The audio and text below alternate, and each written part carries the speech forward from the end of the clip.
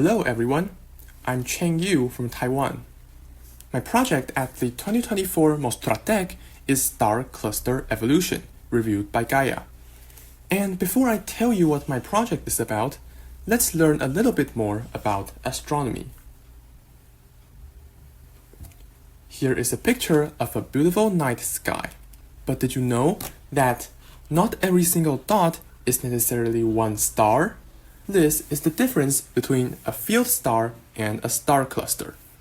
A field star like our Sun is lonely. In contrast, thousands and millions of stars may stick together, forming a star cluster. Our main focus in the research will be on star clusters. There are actually two types of star clusters: open clusters like Messier 7 and globular clusters like Messier 2. As you can see from these two pictures, open clusters are more loose, while globular clusters have a more dense distribution. Our main focus of this research will be on globular clusters. So why are globular clusters important? Since they are formed when the universe is very young, by investigating them, we can learn more about the early ages of the universe. Now, let me introduce you to variable stars. Variable star just means the stars that their brightness can change with time. Out of many different types of variable stars, we are going to investigate RR Lyrae variable stars. This type of star often appears in globular clusters, giving them the nickname of cluster variables. What's more, they also have a clear period luminosity relation, which makes them very good stellar candles. To understand what stellar candles are, imagine you are in a room far away from a candle. In astronomy, this candle will be RR Lyrae stars. To find the distance between you and the candle, you need to know how much light the candle can give off. Since RR Lyrae stars have the useful property that we can know how luminous it is by measuring this pulsation period, it's very useful when determining our distance to star clusters. Therefore, this is a very important star in globular cluster research. The data for my research comes from the GAIA database, which you might have heard of. With the GAIA telescope, it observes lots of stars in the universe. In fact, its data release 3 contains over 1 billion stars. Each of these stars have a value indicating how bright it is in the red, green, and blue wavelengths. Also, it knows what stars are RR Lyrae stars, which would be very important. Also, when looking at globular clusters, we use metallicity to represent how much metal it has. This is described with the FeH value. As you can see from its definition, a larger FeH means that the cluster has more metal, like iron, and vice versa. Note that the FeH value of a cluster can be negative. Now, we are ready to see what my research is about. I will use the following abbreviations. When playing around with the GAIA database, I noticed something strange. Here are two globular clusters, Messier 3 and Messier 10, where the red dots represent the RR Lyrae stars. You can easily see that the left one has a lot more RR Lyrae stars, while Messier 10 rarely has any. You might ask, why? That's a great question. And a better question would be, what parameters affect the number of RR Lyrae stars in globular clusters? By parameters, I mean some properties of the cluster, like age, radius, mass, etc. Therefore, I defined the membership ratio of RR Lyrae stars in globular clusters by this formula. Thus, the objective is to find what cluster parameters can affect this number R, and propose several hypotheses regarding why.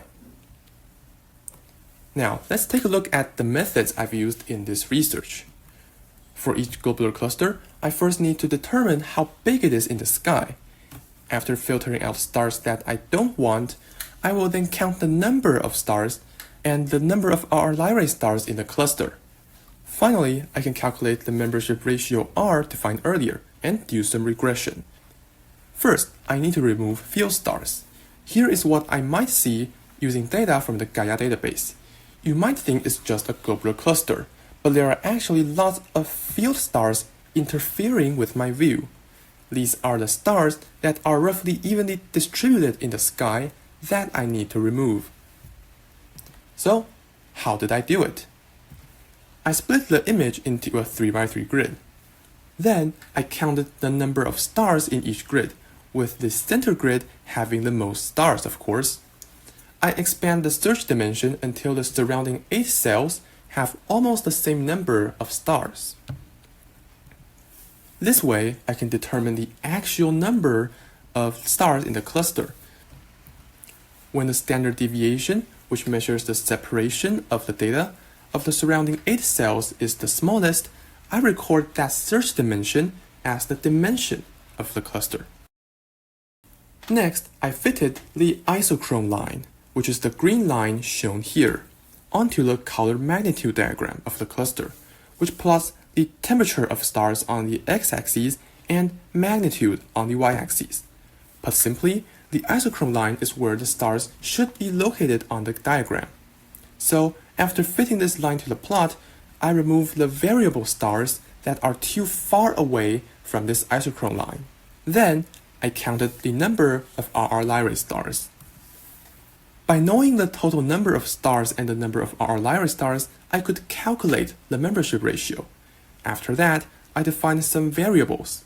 They may look complicated, but all that I did is to find the best coefficients A, B, and C so that these 3 variables x, y, and z have the greatest correlation with the membership ratio.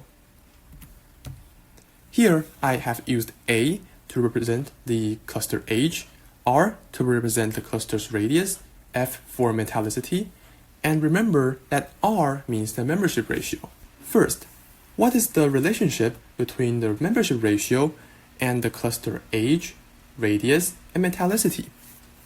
We can answer that question by plotting log R versus log age, log radius, and metallicity. We see that the cluster radius has a positive correlation with the membership ratio, while the other 2 parameters are negatively correlated with R. Next, let's see how important each cluster parameter is. The plots for log R versus x and y are shown here. To combine the effect of all 3 parameters though, we need to see the plot of log R versus z. Here are the coefficients that make z best correlated to the log of the membership ratio.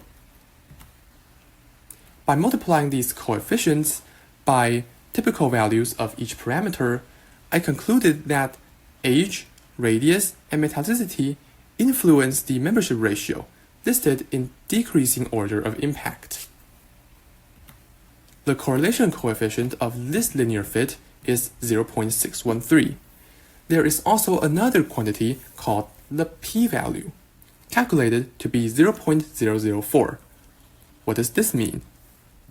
This means that if age, radius, and metallicity in fact do not affect R, there is only a 0.4% chance that I'll get this result.